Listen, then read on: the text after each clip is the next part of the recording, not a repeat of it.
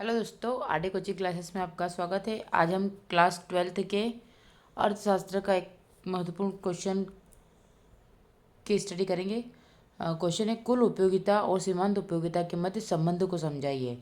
तो वस्तु जो होती है यानी कि कुल उपयोगिता यानी कि आपको आवश्यकता कितनी और सीमांत उपयोगिता यानी कि किस सीमा तक आपकी उपयोगिता रह सकती है, इसको समझाने के लिए ये वक्र दिया गया है।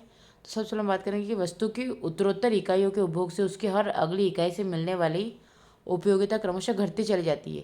क्योंकि उत्तरोत्तर इकाइयों के उपभोग से मतलब है कि आप जितनी चीज़ों का यूज़ करोगे उसकी हर अगली इकाई से मिलने वाली उपयोगिता क्रमशः घटती जाएगी।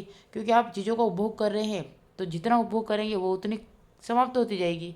और इसी नियम के अनुसार कुल उपयोगिता एवं सीमांत उपयोगिता के संबंध निम्न प्रकार से स्पष्ट किया सकते हैं। जब कुल उपयोगिता घटती दर से बढ़ती है तो सीमांत उपयोगिता घटती है किंतु वह धनात्मक रहती है। क्या बोला क्या है कि जब कुल उपयोगिता घटती दर से बढ़ती है तो सीमांत उपयोगिता घटती है किंतु वह धनात्मक रहती है। जब कुल उपयोगिता अधिकतम होती है तो सीमांत उपयोगिता शून्य होती है। और तीसरा है, जब कुल उपयोगिता घटने लगती है तो सीमांत उपयोगिता क्या होती है, ऋणात्मक हो जाती है। क्योंकि जब कुल उपयोगिता घटने लगेगी तो सीमांत उपयोगिता तो ऋणात्मक होगी, सही ना। इसे हम एक निम्न तालिका के द्वारा समझते हैं कि निम्न ऐसे तालिका के माध्यम से स्पष्ट किया सकता है। जैसे मैं आपको एक स्ट्रक्चर समझाती हूँ तो आप कभी इसके माध्यम से आपको समझ में आ जाए तो हम ट्राई करते हैं। ठीक है, आपको स्ट्रक्चर दिया गया है। अब इसमें हम एक संतरे की मात्रा लेते हैं कि संतरे की मात्रा, उसके बाद सीमांत उपयोगिता और कुल उपयोगिता। ठीक है, तो सबसे पहले हम संतरे की मात्रा देखते हैं। अगर आपके पास संतरे की मात्रा 1 लिया आपने तो सीमांत उपयोगिता आप 8 मान लेते हैं तो कुल उपयोगिता भी कितनी हुई, आपकी 8 होगी। लेकिन अगर आप संतरे की 2 मात्रा लेते हैं यानी कि इकाई कितने ले रहे, 2 इकाई ले रहे हैं, तो अभी आपका कितना हो जाएगा, 6 हो जाएगा। ठीक है, अब जब 6 हुआ तो इधर कितना होगा, ये 8 और 6 कितना हो रहा है, 14 हुआ। वैसे अगर इसको 3 मान लेते हैं, मान लीजिए 3 मान लिया, तो अगर आपके ऊपर 3 बढ़ी तो हमने इसको क्या कर लिया, एक हम मतलब 2 के क्रम में घटते हुए आ रहे हैं, इधर बढ़ाते एक एक बढ़ाते जा रहे हैं, इधर 2 के क्रम में घटते हुए आ रहे हैं।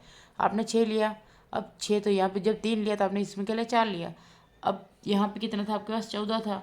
14 में 4 जोड़ा तो आपका कितना हुआ, 18 हुआ। कुल उपयोगिता आपको 18 है और सीमांत उपयोगिता आपकी 4 है। फिर हम वापस देखते हैं, अब आपका कितना है, इसमें 4 है तो 4 से फिर हम करते कितना, 2 पे आ जाते हैं। तो आपका ये 18 था और ये 2 कितना हुआ, 20 हुआ। अब आपकी सीमांत अगर आपकी संतरी की मात्रा 5 है और आपकी सीमांत उपयोगिता यानी कि आप संतुष्ट हो गए तो आप बोल सकते हैं कि संतुष्टि बिंदु या पूर्ण संतुष्टि बिंदु। ठीक है, अब संतुष्टि बिंदु है तो आप यहाँ पे देखेंगे तो ये भी क्या रहेगा, सेम का सेम 20 ही रहेगा। अब अगले की बात करते हैं, अगर आपने 6 संतरे लिए तो इधर आपका माइनस का 3, क्योंकि आप हो गया ना। अब यहाँ से आपका 17 में से ये 16 20 है, 20 में से माइनस का गया तो कितना बचा, 17। तो ये इस प्रकार से आपका एक क्रम बनता जाएगा। ये इस पर डिपेंड करता है और ये इस पर डिपेंड करता है।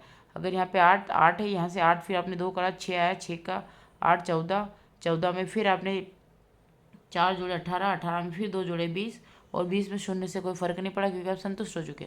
और 20 में से फिर -3 गए तो आपके 17 बचे। ठीक है, और आपके इस वाले नियम को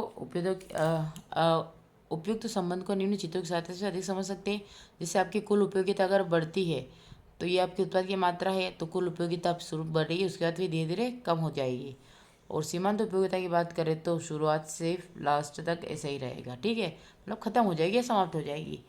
तो तालिका में चित्र से स्पष्ट है कि प्रथम चित्र में बिंदु ए, आपका बिंदु का ए तक टी यू घटती क्रम में तक टी यू जो था घटती दर पर बढ़ रहा है, अतः एम यू घट रहा है। ठीक है, आपको जो एम यू क्या है, घट रहा है किंतु धनात्मक है। बिंदु ए पर टी यू अधिकतम है एवं इसके समांतर बिंदु बी पर एम यू शून्य है, क्योंकि आपका एम यू क्या दिख रहा है, यहाँ पे शून्य है।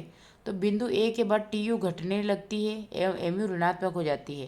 तालिका में 5वीं इकाई पूर्ण संतुष्टि का बिंदु है, परंतु इसके बाद घटती दर पर कुल उपयोगिता मिलेगी एवं सीमांत उपयोगिता ऋणात्मक होगी।